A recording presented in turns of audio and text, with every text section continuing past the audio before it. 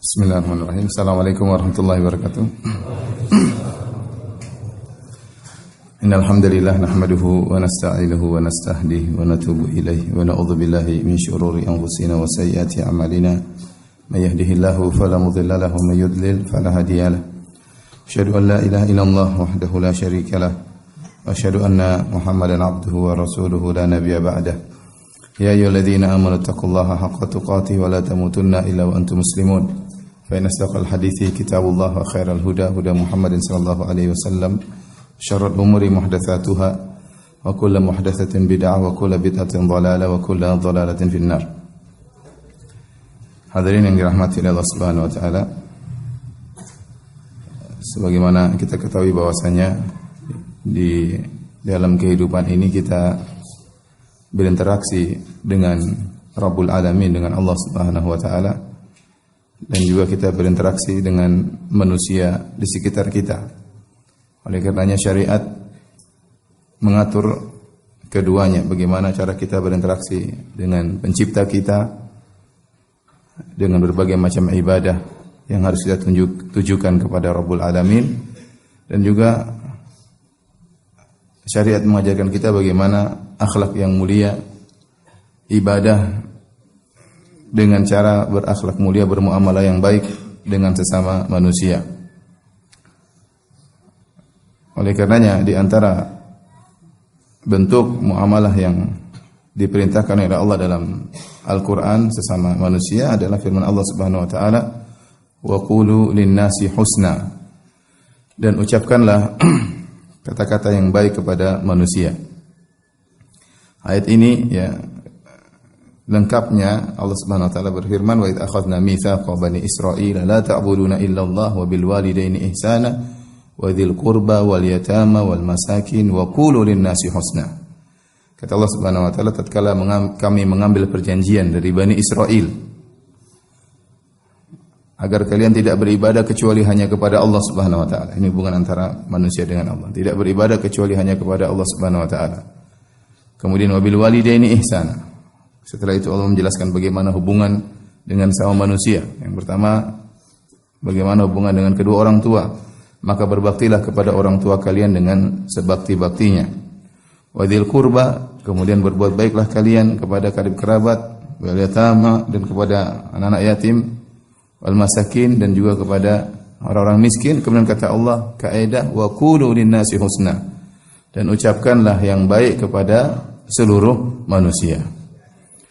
Ini menunjukkan bagaimana perhatian syariat terhadap kata-kata, karena ucapan kata-kata ini penting dalam kehidupan kita. Sampai-sampai Nabi SAW bersabda, man kana yu'minu billahi wal yaumil akhir falyakul khairan aw liyasmut. Barang siapa yang beriman kepada Allah dan hari akhirat, hari pembalasan, maka hendaknya dia mengucapkan kata-kata yang baik atau dia diam. Ya, seorang tidak asal berbicara, hendaknya dia renungkan apa yang akan dia utarakan, apa yang akan dia ungkapkan, apa yang dia tulis, apa yang dia komentari. Maka hendaknya dia renungkan terlebih dahulu, dia harus memilih kata-kata yang baik. Ya, wa qulu lin-nasi husna, ucapkanlah kepada manusia dengan kata-kata yang baik. Terlebih lagi, ucapan itu bisa mengungkap bagaimana tentang akhlak seorang dan bagaimana tingkat akal seseorang. Kita bisa tahu orang ini ternyata buruk akhlaknya dari ungkapan kata-katanya. Terkadang kita terpedaya dari mandornya, dari penampilannya. Ternyata setelah dia berkata, kita orang ini memang busuk hatinya, ya, buruk akhlaknya, kelihatan dari ungkapannya. Dan terkadang kita terpedaya melihat orang penampilannya Masya Allah seperti orang alim, ternyata waktu bicara bahlul. Oleh karenanya orang berbicara hati-hati, terungkap akhlaknya, terungkap apa? Terungkap akalnya. Diriwayatkan, saya sendiri belum menemukan sumbernya, tapi tersebar cerita diriwayatkan dari Al-Imam Abu Hanifah rahimahullahu taala. Tatkala suatu hari beliau di hadapan murid-muridnya, kemudian beliau kakinya sakit sehingga beliau tidak bisa duduk mutarabbi'an, tidak bisa duduk bersila. Sehingga beliau minta izin kepada murid-muridnya untuk menjulurkan kakinya karena kakinya sakit. Maka beliau duduk, ya mungkin duduk kurang sopan, tapi karena kaki beliau sakit, beliau pun julurkan kedua kakinya. Tatkala beliau sedang mengajari memberi ceramah kepada murid-muridnya tentang masalah fikih, ya. Kemudian tiba-tiba datang seorang dengan penampilan luar biasa, ya, penampilan yang karismatik, datang kemudian masuk di majelis Abu Hanifah. Abu Hanifah waktu melihat orang tersebut, benar-benar nampak orang tersebut seperti orang yang alim, maka Abu Hanifah enggak enak, maka akhirnya kakinya yang sudah dia julurkan, dia terpaksa lipat kembali meskipun rasanya sakit karena ada orang besar di hadapan dia. Setelah selesai atau dia sedang ceramah, tiba-tiba orang tersebut bertanya, "Ya Abu Hanifah," memotong pembicaraan Abu Hanifah. Dia bertanya, "Mata yuftirus shaim?" Kapan seorang berpuasa boleh berbuka? Abu Hanifah, waduh, ini pertanyaan ngetes atau apa ini? Ini orang kelihatannya keren, penampilan seperti ulama, ya. Tanyanya kapan orang berpuasa berbuka? Jangan-jangan ini soal jebakan, ya. Semua orang tahu jawabannya, kalau matahari terbenam baru apa buka puasa. Kenapa dia tanya demikian? Jangan-jangan jebakan. Tapi apa boleh buat? Maka sambil menahan sakit kakinya beliau menjawab, ya, idza gharabatis syams. Kalau matahari tenggelam, dia boleh berbuka. Kata orang tersebut melanjutkan, "Ya Abu Hanifah, wa ilam taghrubi syams, bagaimana kalau matahari tidak terbenam?" Kata Abu Hanifah, "Ana li Abi Hanifah an yamudda rijlaihi." Saatnya sekarang Abu Hanifah untuk menjulurkan kembali kedua kakinya. Jadi orang bicara kadang ketahuan kadar apa? Nalarnya, ya, ketahuan pinter bahlulnya, ya. Oleh karenanya kita tatkala berbicara hati-hati, ya, berbicara hati-hati, ya. Dan ini perintah Allah, ini bukan pilihan, bukan seenaknya kita kapan mau bicara baik, kapan mau bicara buruk, kapan enggak. Allah perintahkan wa qulu linnasi husna. Asalnya kita tidak berbicara kecuali dengan yang baik. Dan ternyata Allah menyebutkan tentang kaidah ini banyak dalam Al-Qur'an. Contoh dalam ayat Al-Qur'an, kata Allah Subhanahu wa taala, "Wa qul li ibadi yaqulu allati hiya ahsan, inna syaitana yanzagu bainahum." Katakanlah kepada hamba-hambaku untuk mengucapkan kata-kata yang terbaik, ya, untuk mengucapkan kata-kata terbaik. Bukan hanya kata yang baik. Kalau ada kata yang baik 5, ungkapan yang baik, dia lihat ungkapan ketiga ini yang terbaik, maka hendaknya dia mengungkapkan dengan ungkapan yang ketiga tersebut, ya. Dia pilih dari yang baik-baik tersebut mana yang terbaik. Wa qul li ibadi yaqulu allati hiya ahsan. Katakanlah kepada hamba-hambaku untuk mengucapkan kata-kata yang terbaik, ya. Kemudian seperti dalam Al-Qur'an Allah mengatakan, "Faqula lahu qawlan layyinan la'allahu yatadhakkaru aw yakhsha." Wahai Musa dan Harun, ucapkanlah kata-kata yang lembut kepada Firaun, ya. Siapa tahu dia sadar, ya. Kemudian juga seperti kata Allah Subhanahu wa taala, "Wa amma sa'ila fala wa ammal yatima fala taqhar wa amma sa'ila fala tanhar." Ya, adapun anak yatim jangan kau bentak, orang minta-minta jangan kau orang yatim jangan kau kasari, orang minta-minta jangan kau bentak.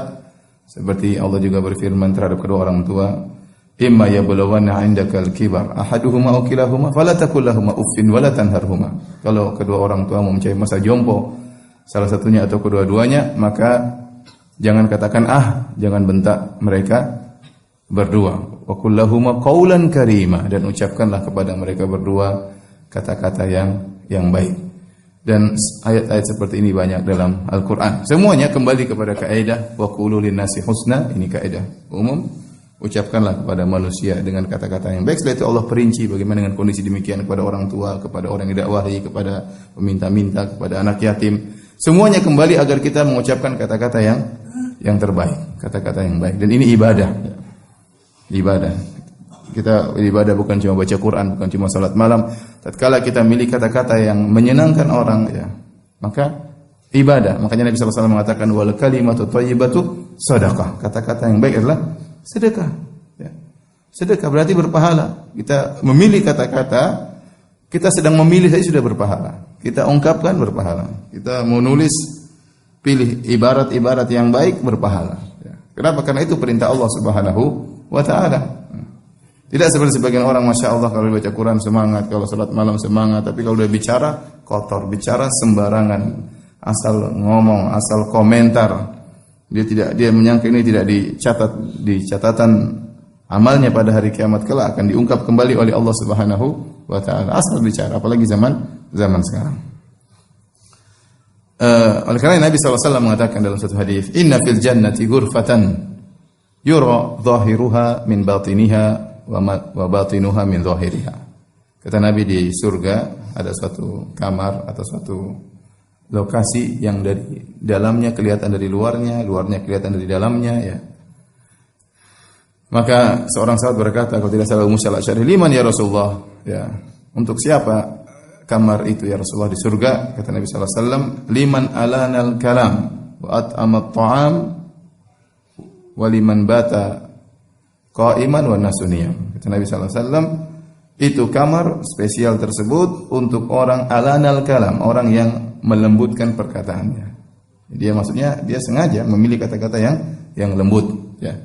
Tidak asal ngomong, tidak asal ngerocos, enggak. Dia milih kata-kata liman alanal kalam. Bagi orang yang memilih kata-kata yang baik, wa at'ama ta'am, kemudian beri makan, kemudian yang di malam hari salat malam sementara orang-orang dalam kondisi tidur. Hadis ini dihasankan oleh Syekh Al-Albani rahimahullah, riwayat Imam Ahmad. Demikian juga dalam hadis yang lain kata Nabi sallallahu alaihi wasallam, "Atibil kalam, ya, afshis salam, ya, silil arham, wa qum bil lail wan nasu niyam, thumma dukhulil jannah bisalam." Kata Nabi sallallahu alaihi wasallam, "Atibil kalam," yaitu baguskanlah kata-katamu, ya, baguskanlah kata-katamu, tebarkanlah salam, ya. Kemudian sambunglah silaturahmi. Kemudian salatlah di malam hari orang sedang tidur, kemudian masuklah engkau dalam surga dengan penuh keselamatan. Hadis riwayat Ahmad disahihkan oleh Syekh Al-Albani rahimahullahu taala. Nabi sallallahu alaihi wasallam mengatakan, "Atibil kalam." Perbaikilah kata-katamu, perbaguslah pembicaraanmu. Maka ini ibadah yang agung yang seorang berusaha selalu berhias dengan kata-kata yang terbaik dalam kesehariannya. Dengan berbicara dengan siapapun. Makanya Allah mengatakan, "Wa qulu linnas," ucapkanlah kepada manusia, dan annas di sini umum. Dengan manusia mana saja, baik kawan maupun musuh, baik teman dekat ataupun teman jauh, orang tua maupun anak kecil, muslim maupun kafir, disuruh kita memilih kata-kata yang baik. Contoh, Allah sebutkan misalnya bagaimana berbicara dengan orang-orang kafir dan muslim, terutama orang-orang yang kita berniat untuk mendakwahi mereka. Allah memerintahkan untuk berkata-kata kepada Fir'aun, orang yang paling bejat di alam semesta ini, ya. Yang pernah hidup, yang paling sombong, yang pernah mengaku sebagai Tuhan. Allah wasiatkan kepada Musa dan Harun, kata Allah Subhanahu wa taala, "Faqula lahu qawlan layyina la'allahu yatadhakkaru aw yakhsha."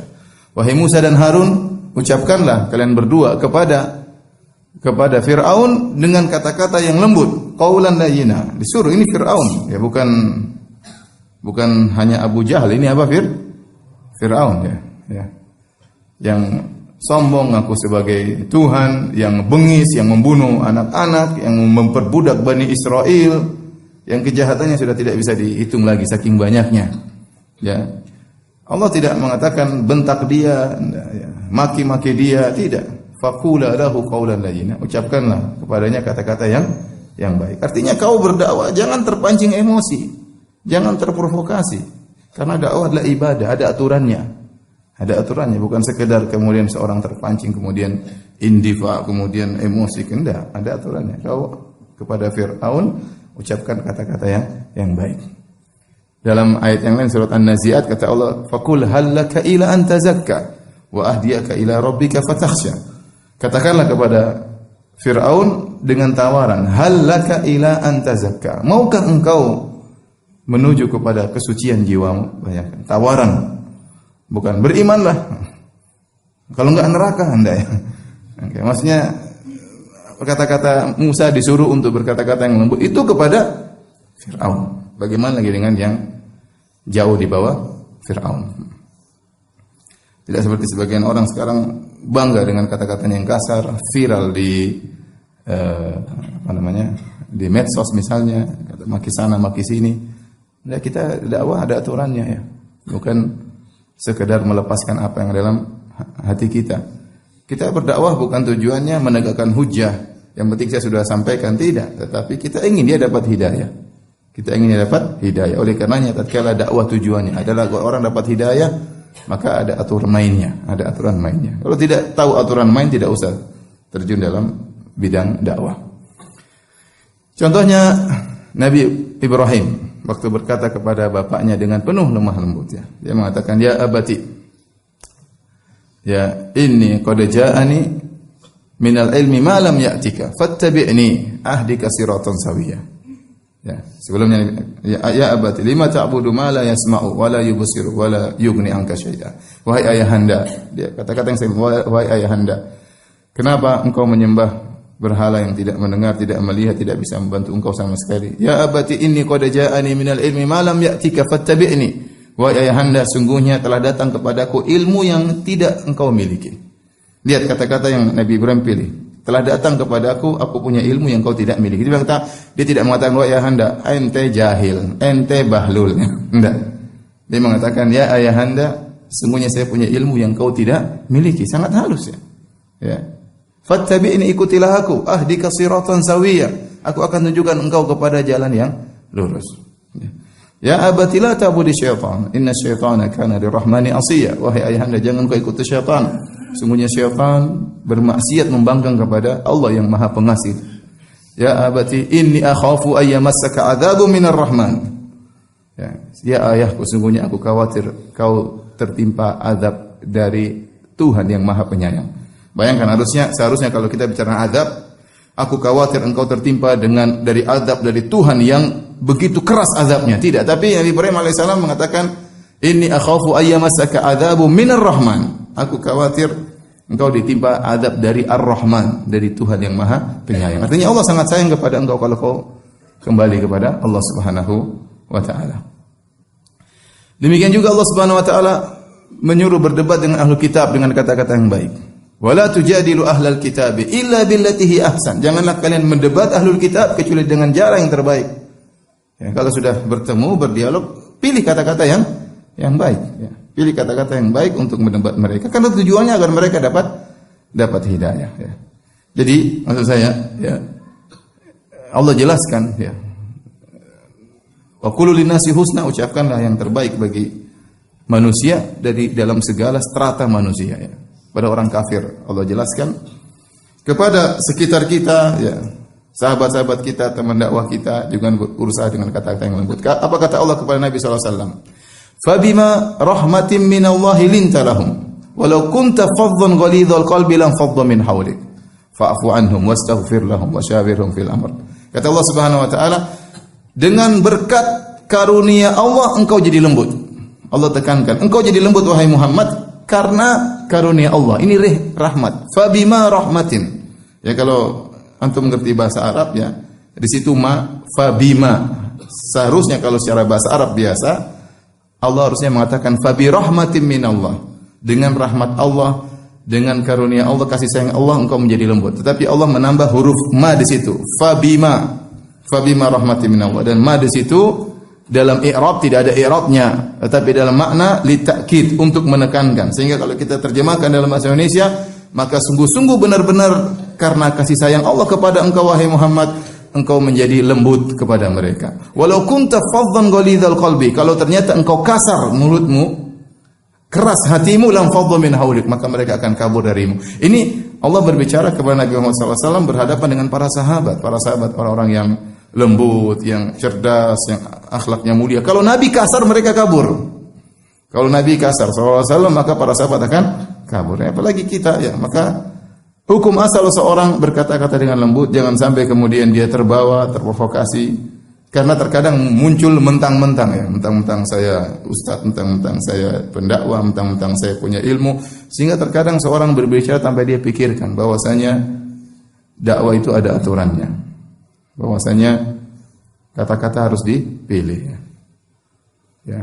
Terkadang mentang-mentang itu muncul dengan sendirinya, mentang-mentang mudir, mentang-mentang imam masjid, ya. Imam besar di masjid kecil, ya. Timbul mentang-mentang kadang-kadang. Mentang-mentang saya donatur, mentang-mentang saya itu harus kita lawan karena dakwah ada aturannya, ya. Nabi SAW saja diingatkan oleh Allah Subhanahu wa taala, walau kunta faddan ghalidhal qalbi, kalau kau ternyata kasar mulutmu, kasar hatimu, tentu mereka akan lari darimu. Baik. Jadi bicara dengan teman-teman hendaknya kita pilih-pilih. Kemudian orang-orang yang lain juga. Bicara dengan istri apalagi. Harus apa? Selembut-lembutnya. Panggilan dipilih, wahai cintaku ya. Lagi di mana, Mas? Lagi di hatimu sayangku. Masya Allah, kan enak kan? Begitu dong ya. Saya betapa sering saya tanya sama istri saya, sayang lagi di mana? Lagi di hatimu. Masya Allah, perasaan gimana?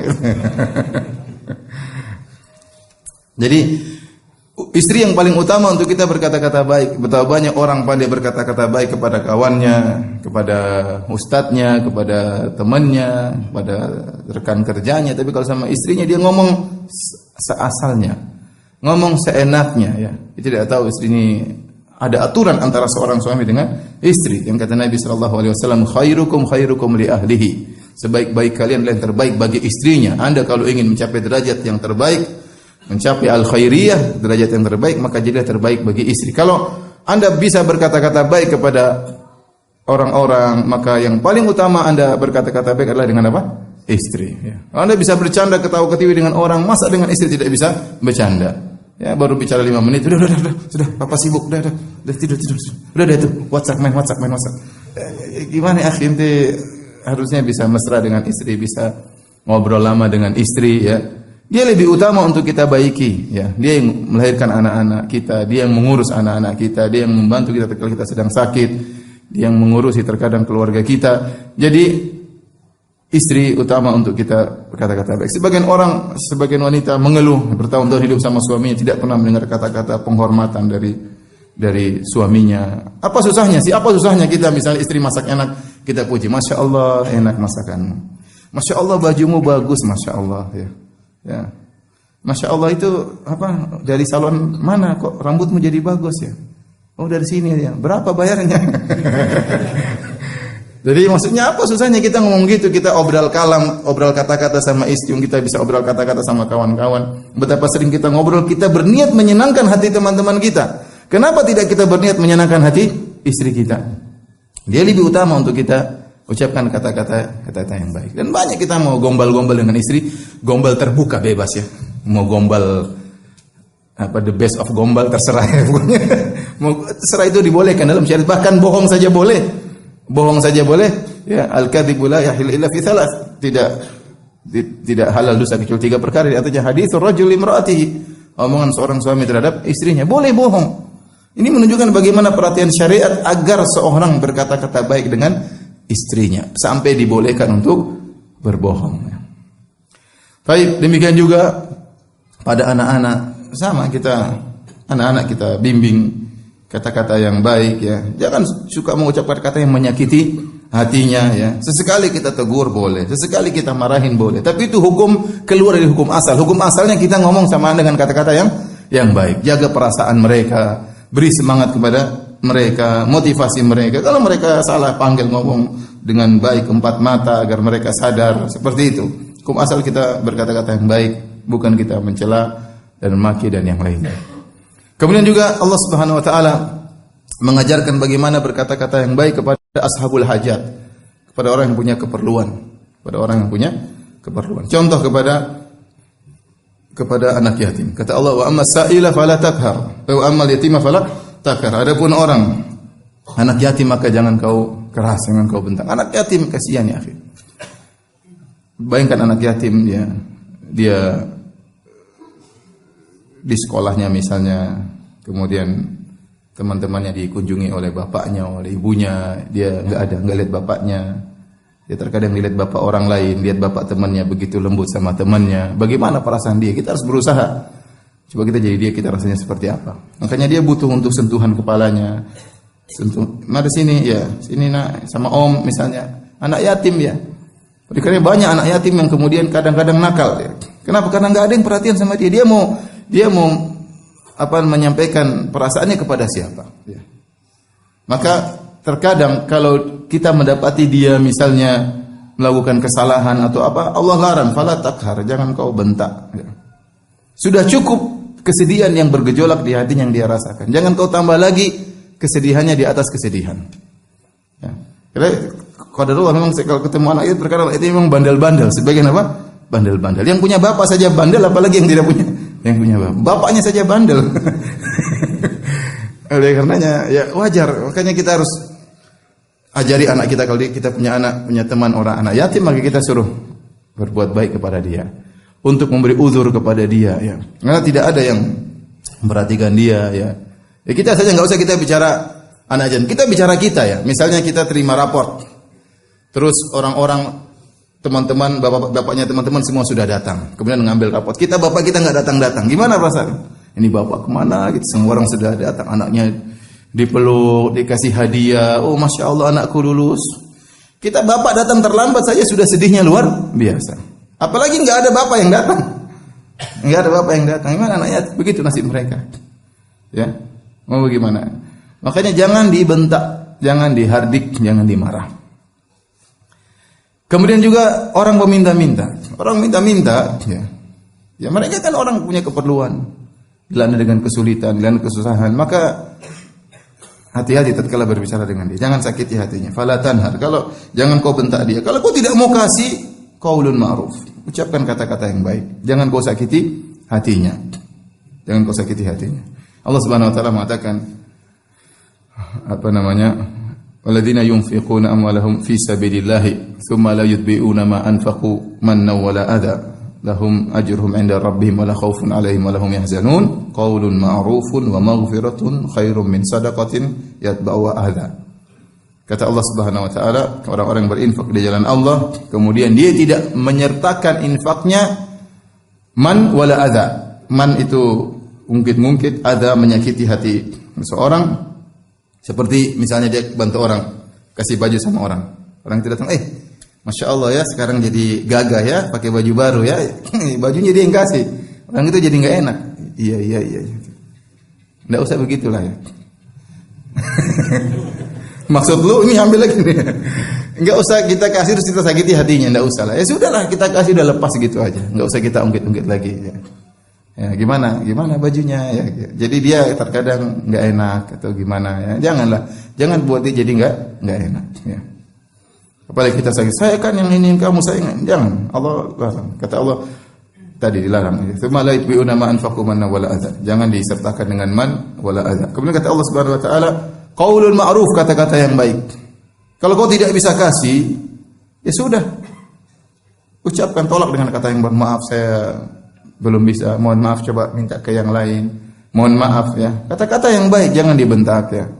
Qaulun ma'ruf wa maghfiratun, dan kau memaafkan mereka. Khairun, lebih baik daripada sedekah yang disertai dengan menyakiti hati orang yang meminta. Kenapa? Karena kata sebagian ulama, orang yang minta-minta terkadang dia mengganggu kita. Dan itu benar ya. Kita lagi tidur siang diketuk-ketuk. Dia lagi perlu. Ya, kita kadang jengkel tapi ya sudahlah. Ya. Kita waktunya istirahat, pulang dari jauh, waktu istirahat dia nongkrong di situ mau ketemu kita. Ya udahlah, temui aja, segera minta uzur, kalau mau kasih, kalau mau kasih uzur ya. Enggak usah sakiti hatinya ini. Udah jangan kesini lagi ya. Jangan kesini lagi. Jangan, enggak usah. Mau kasih sudah. Bisa bicara bebek, ya akhi lain kali saya lagi istirahat, kalau lain waktu yang lain. Misalnya kan bisa, jadi tidak harus kemudian kita sakiti hatinya. Makanya Allah mengatakan maghfiratun, kita maafkan. Karena namanya orang minta-minta dia pasti punya kesalahan, tidak tahu cara mengungkapkan, datang di waktu yang tidak tepat, misalnya mengganggu. Ya wajar. Kalau kita di posisi dia, mungkin kita juga begitu karena dalam kondisi susah. Orang kalau sudah susah pusing, apa yang harus dia lakukan?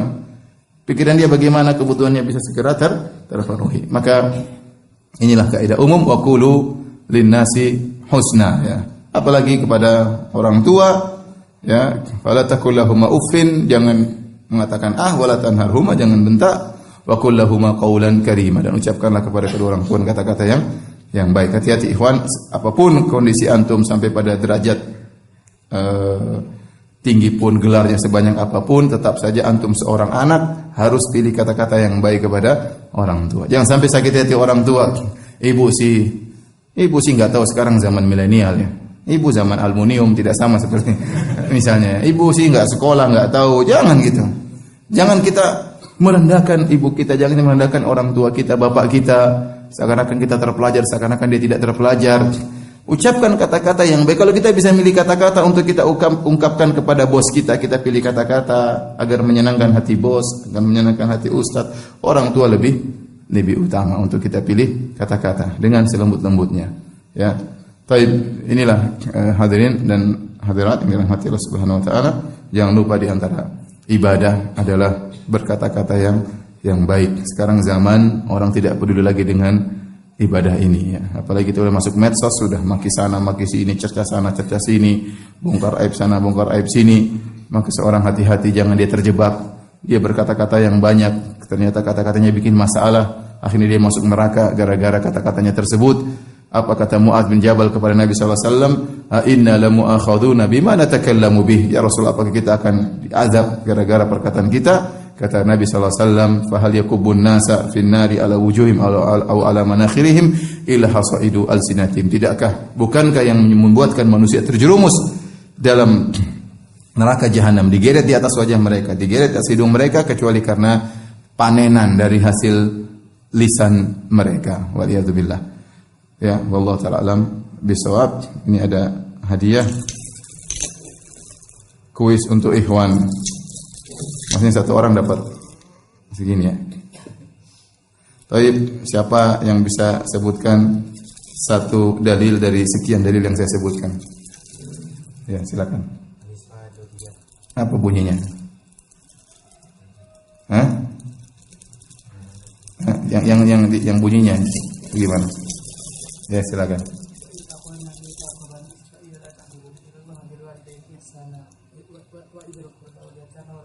Wabil walidain ihsana.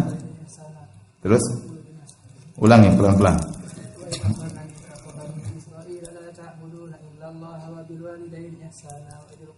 Bukan wa idzil qurba, wa dzil qurba.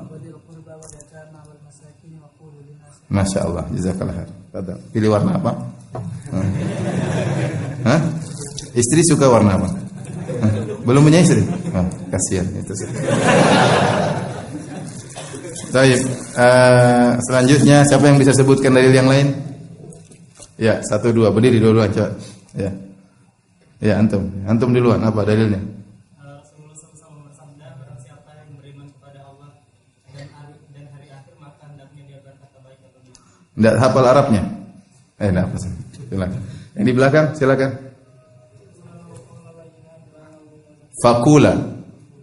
Faqula lahu. Apa artinya? Siapa? Wahai Musa dan Harun. Jangan tambah-tambah terjemahannya. Wahai Musa dan Harun, ucapkanlah kepada. Ya, silakan. Berdua silakan. Antum udah beristri? Belum. Antum? Belum. Ya. Silakan ini. Ya. Karena ikhwan terkadang istri kita suka warna tertentu ya. Jomblo-jomblo harus tahu ya. Jadi terkadang antum memakai baju bukan pilihan antum, tapi pilihan apa? Istri. Baik, siapa lagi bisa sebutkan dalil yang lain? Ya, silakan apa? Masya Allah. Silakan yang mana? Yang lain lagi? Ya, silakan. Masya Allah, itu Arabnya ya. Silakan. Kasih over. Baik, tinggal 2. Siapa lagi sebut dalil yang lain? Ya, silakan. Yang hijau. Masya Allah. Wadduha ya. Ya, sini. Silakan. Itu dia punya istri. Masya Allah. Miskin. Satu lagi siapa? Ya, silakan. Berdiri. Fakul hal laka. Apa artinya? Ya, maukah engkau mensucikan apa? Dirimu, wahai Fir'aun. Masya Allah. Baik. Jazakumullah khairan.